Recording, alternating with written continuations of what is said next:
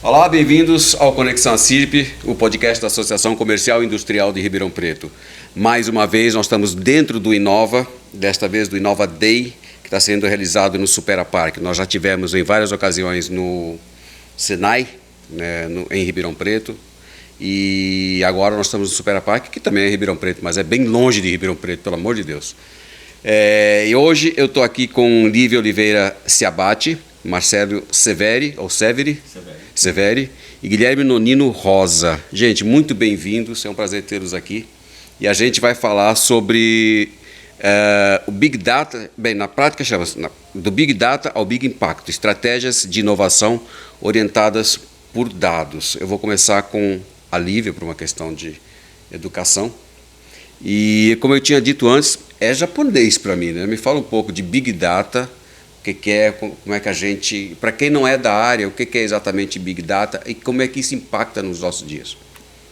Bom, Big Data é esse conceito que a gente trabalha da grande quantidade de dados que a gente gera hoje no dia a dia. Então, estamos aqui criando um podcast e a gente está criando dados. Que tipo de dados? Ondas sonoras, se a gente traduzir isso depois para texto usando ou escrevendo mesmo, ou usando algum tipo de inteligência artificial, é um dado que pode ser usado depois. Ao mesmo tempo, quem está no celular, quem tem smartwatch, está criando dado o tempo todo. A indústria, com as máquinas que funcionando, na saúde, com as imagens, com os exames acontecendo, tudo isso criam dados novos. Esses dados, em geral, eles são subutilizados, eles são guardados. O mundo não foi pensado para viver os dados. Hoje em dia, a gente está tendo que se adaptar, tentar aprender a organizar eles, tentar aprender a utilizar para fazer com que essa grande quantidade seja analisável, útil e, em algum momento, que ela seja levada para produzir alguma outra coisa nova. Perfeito. Bem, mostrando o excepcional jornalista que eu sou, eu chamei a Lívia e não perguntei o que você faz, Lívia, mostrando essa qualidade perfeita de jornalista que eu sou, né? Bom, eu sou Lívia, eu sou formada em informática biomédica, tenho mestrado e doutorado em saúde pública pela USP de Ribeirão Preto. Que legal. Mas hoje eu atuo como coordenadora de inovação dentro do Hospital Israelita Albert Einstein e sou docente de ciência da computação aqui na Barão de Mauá. Que legal.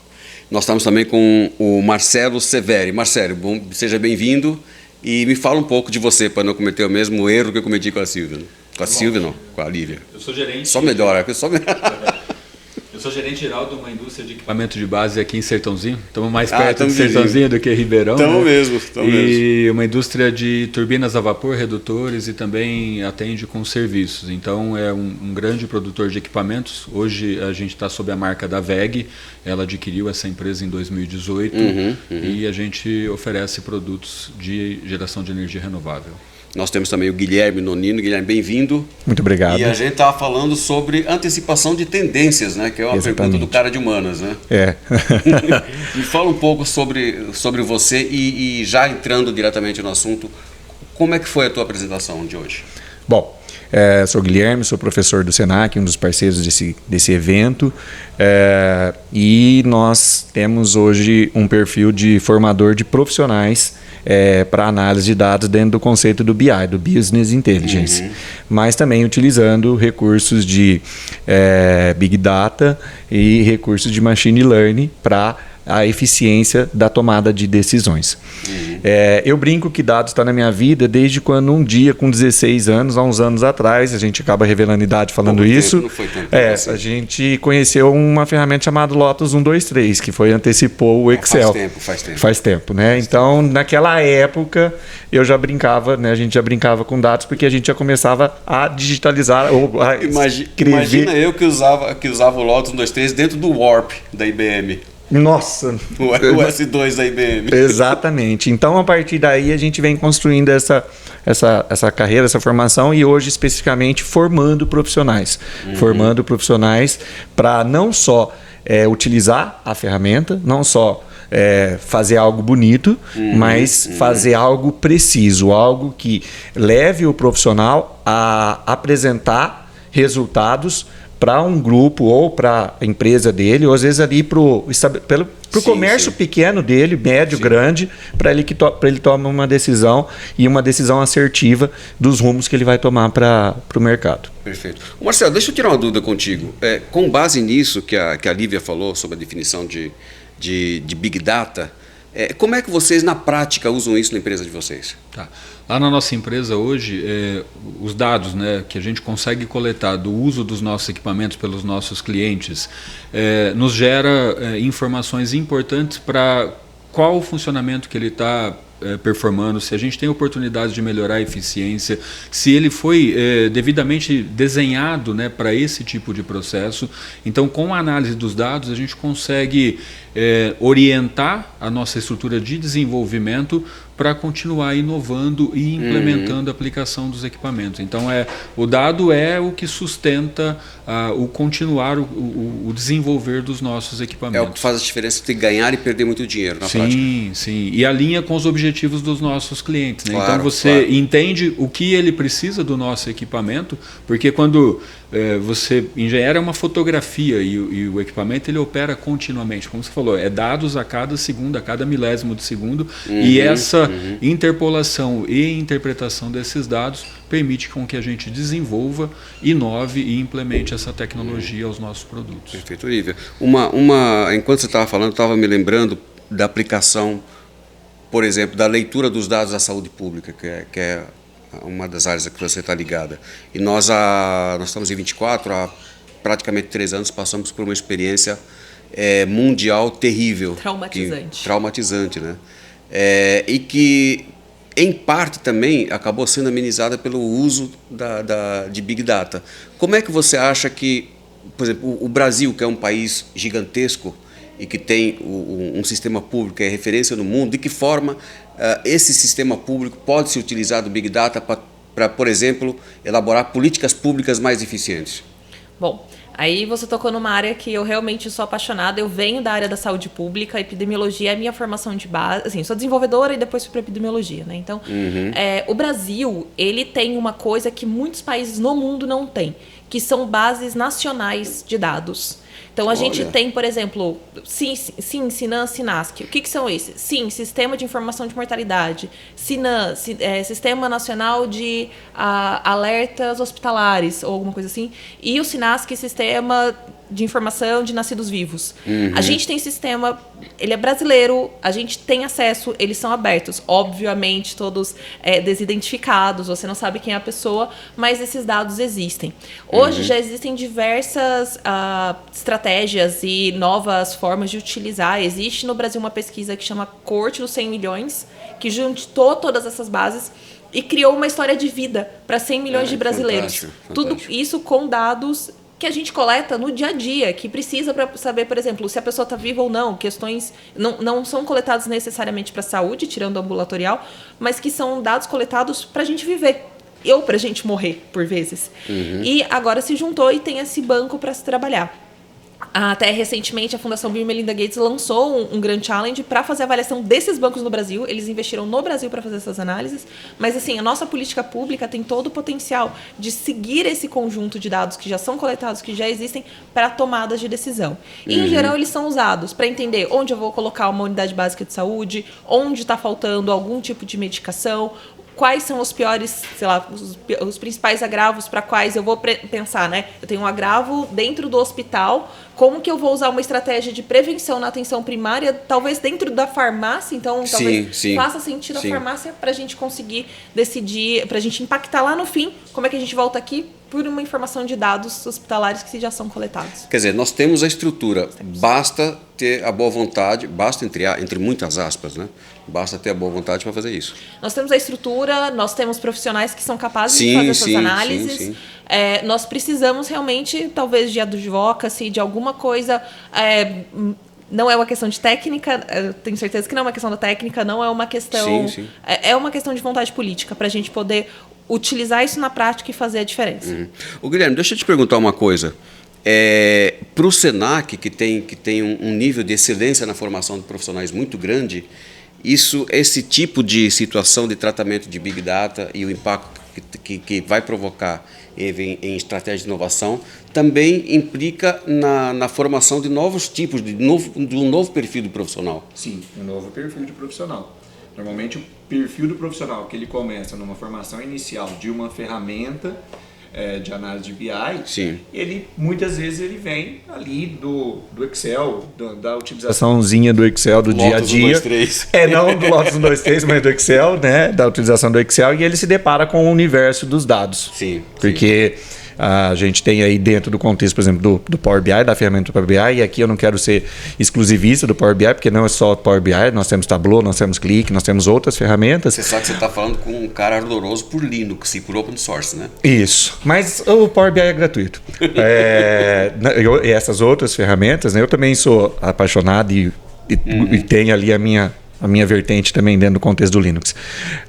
Mas não só a utilização da ferramenta, neste contexto, mas o profissional ele começa a se deparar com a possibilidade de ver um volume maior de informações e a possibilidade de ter uma forma de tratar essas informações de um formato diferente, de um resultado diferente.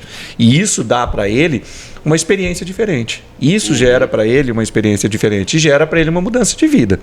E gera para ele uma expectativa de poder falar, opa, eu posso contribuir ali, na minha mesa, no meu departamento, onde que eu estou. Eu não preciso estar dentro de um departamento exclusivo de análise de dados, mas eu posso estar contribuindo ali, na minha mesa, no meu serviço, do meu dia a dia, com uma análise diferenciada, com um resultado diferenciado, para dentro do grupo, para dentro da empresa, como parte de uma equipe de tomada de decisões. Marcelo, há quanto tempo é que vocês estão nesse processo, a tua empresa nesse processo de recurso ao tratamento de dados como uma forma de aplicação de políticas de negócios, por exemplo? O uso dos dados, né, para você direcionar, ele vem desde sempre na própria identificação das oportunidades. Sim. O que os últimos 5 anos aceleraram essas tomadas de decisões foram as ferramentas e a própria aquisição. À medida que você tem, né, a implementação de sistemas de gerenciamento empresarial, onde você já começa a colher, né, todos esses dados que a gente gera continuamente, a vinda das ferramentas ela permeou. Nos últimos 5 anos isso acelerou de uma forma abrupta, mas os dados sempre fizeram parte da tomada de decisão, como falou, mesmo com ferramentas mais arcaicas, mas eles sempre nortearam o rumo, a orientação, a melhoria, a inovação. Hoje, com mais dinâmica, com mais base, né, ampla, né, sim, a gente atende mais de 500 clientes por ano. Então, você consegue montar um histórico com base nesses clientes. Você vai para uma base de dados aberta, você consegue trazer muito mais a informação para te nortear, mas desde sempre a gente começou acelerado aí nos últimos 5 anos com as ferramentas de informática. Isso mudou o perfil de profissionais dentro da tua empresa? A gente estava falando um pouco sobre isso, né? E o que me chamou muita atenção na apresentação da escola, claro, já traz isso, mas da Lívia a questão do cientista de dados, né? Então, venho de uma indústria onde o técnico, o tecnólogo ou o engenheiro, né, era o profissional a ser valorizado. O cientista de dados ele vem na mesma base hoje de importância, de necessidade, provendo a informação para o engenheiro, para o tecnólogo fazer ali o seu desenvolvimento. Então, o cientista de dados hoje é fator crítico de sucesso na utilização dos dados. E eu acho importante fortalecer que assim, o cientista de dados, da mesma forma como, por exemplo, um médico, ele vai demorar um tempo para fazer aquilo direito. Sim. A ciência de dados é uma ferramenta como um bisturi. Se eu entrego isso na mão de uma pessoa generalista, de um profissional médico generalista, ele vai conseguir fazer alguma coisa. Não sei se todo mundo toparia fazer uma cirurgia. Talvez deixe sequelas. Né? A mesma coisa, por exemplo, os meus profissionais, os profissionais que atuam com a gente dentro do Einstein, do meu grupo, todos eles têm algum nível de mestrado ou de doutorado dentro da área da saúde, focado nisso. Por quê? Porque eu posso fazer ciência de dados realmente com muita coisa. Mas você ter a especialização, entender, ainda mais na área da saúde, que tem muita peculiaridade, tem muito do tipo sim, se não, muito pequenininho. Eu imagino que na indústria deve ser a mesma coisa, né? Acho que a diferença entre estourar uma caldeira ou não deve ser tão grande assim, então tem esses limiares e isso faz diferença. Os dados estão aí para todo mundo usar. Saber usar direito vai depender da formação e até mesmo de onde eles estão. Tá dentro de uma indústria que é inovadora, que pensa com os dados, faz toda a diferença para esse profissional também se formar e entregar uma coisa de qualidade. O Einstein é uma referência no mínimo para a América Latina, na ação dele. Melhor hospital da América Latina, segundo o algumas melhor? certificações, sim, nós temos. Me diz uma coisa, para a gente trazer as coisas um pouco mais para a terra, você consegue me dar algum exemplo que você tenha acontecido, obviamente, que não afete a questão ética, a questão... A gente já tem alguns projetos públicos dentro da nossa área, eu trouxe alguns para a gente mostrar. Um que eu acho muito interessante, porque ele é mais simples, é um projeto que chama Escanometria. É um projeto que a gente fez com uma grande indústria, que investiu no Einstein para esse desenvolvimento, via benefícios fiscais que a gente captura. E a perspectiva era, um profissional de dentro do Einstein falou, eu tenho esse problema. Eu faço essa medição automatizada, isso é chato. Eu faço essa medição na mão, isso é chato. Eu queria automatizar isso. Dá para criar uma IA para isso? Dá. A gente pegou mais de 1.000 e tantos exames de pacientes, tudo com um comitê de ética, tudo legal, tudo passando pelos nossos comitês de leis gerais de proteção de dados. Fizemos o processo de preparação, anotação, treinamos a IA. Hoje, a gente consegue ter uma velocidade muito mais rápida para fazer essa avaliação. O que se dá nisso? Você faz a escanometria, é um processo que o médico ortopedista, o radiologista, marca pontos na sua perna, pontos específicos, cabeça do talos, o meio do seu joelho, seu calcanhar, não é exatamente esses termos, mas tudo bem. Você marca esses pontos e depois ele passa linhas. E ali ele faz a medição. Isso se fazia na mão. Então o médico tinha que abrir o exame, pontinhos, linha, mede, copia para o laudo. O que a gente fez? A gente desenvolveu essa IA que identifica os pontos automáticos, traça as linhas sozinha. E a gente integrou isso com o nosso sistema de imagens. Então, a pessoa está fazendo um exame lá, se esse exame, num lugar, na sala de raio-x, se esse exame foi elegível, ele passa no nosso pipeline, ele já é materializado, já é feito toda essa informação e cria as métricas que o profissional de saúde depois vai poder olhar, ver se acertou ou não, porque, obviamente, a IA não faz... Não é a IA que dá o diagnóstico. Vai lá, olha, se tá certo, se ele acha que tá bom o suficiente, ele pode considerar a métrica da IA e levar isso para ele não ter que fazer sozinho. Se ele achar que tá ruim, é só fazer ele por si mesmo. Tá certo. Deixa eu fazer uma última pergunta para vocês três agora, que é uma pergunta de cientista social mesmo, não é de jornalista. Onde é que fica a privacidade nessa história toda? Porque hoje mexo num troço desses aqui, eu procuro camisas do Internacional, que eu sou fanático pelo Esporte Clube Internacional de Porto Alegre.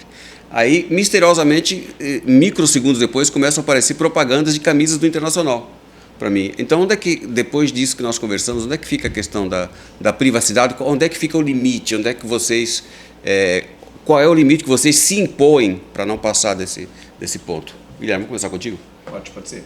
Bom, eu como formo profissionais, normalmente as minhas bases que eu uso, principalmente as bases locais e as bases que eu busco a partir do Big Data, eu foco sempre na ética. Não extrair dados sensíveis. Não trabalhar com dados sensíveis, mesmo em sala de aula. Sim. Mesmo em sala de aula. Às vezes eu brinco que, dependendo de uma análise que a gente está fazendo, a gente está ali com uma base cliente, eu falo que ali é o espaço para a gente trabalhar com a base fake, porque ela é onde que eu vou poder exercitar sem incorrer numa lei. Mas eu brinco, às vezes você vai encontrar lá o José Luiz da Silva. Se chegar o José Luiz da Silva, não é você, é uma base que foi gerada para... Por quê? Porque a partir dessa análise que a gente fez, ou dessa busca desses dados, a gente precisou utilizar uma base que respeite os limites dos dados. Mas quando eu passo para a parte profissional, o que eu vou ensinar para o profissional? Cuidado, sempre. Os dados sensíveis, eles não podem estar disponibilizados. Principalmente quando tem que continuar sensível. Principalmente quando, por exemplo, a gente vai publicar um relatório, né? Principalmente nas ferramentas que hoje a gente pode publicar relatórios, esses dados eles têm que ficar protegidos. Então você não pode publicar numa ferramenta gratuita, que onde todo mundo pode ter acesso. E aí tendo acesso a esses dados vazarem. Verdade. Marcelo, não é tanto na tua área, mas eu acho que você no nosso caso é um pouco... É mais difícil, né? É mais técnico, difícil... Né? No seguinte, né, é mais protegido hoje com a própria Lei Geral de Proteção de Dados, mas como a gente está num setor privado e que você tem as relações contratuais, você já trata isso nessas bases, sempre respeitando a confidencialidade, a integridade, né, do nosso cliente, mas também podendo oferecer para ele, à medida que ele permite que você acesse essas informações, retroalimentar com inovações, com tecnologia. Claro. Mas no caso de uma relação, de uma empresa privada, essa relação está hoje muito bem determinada pela LGPD. Perfeito.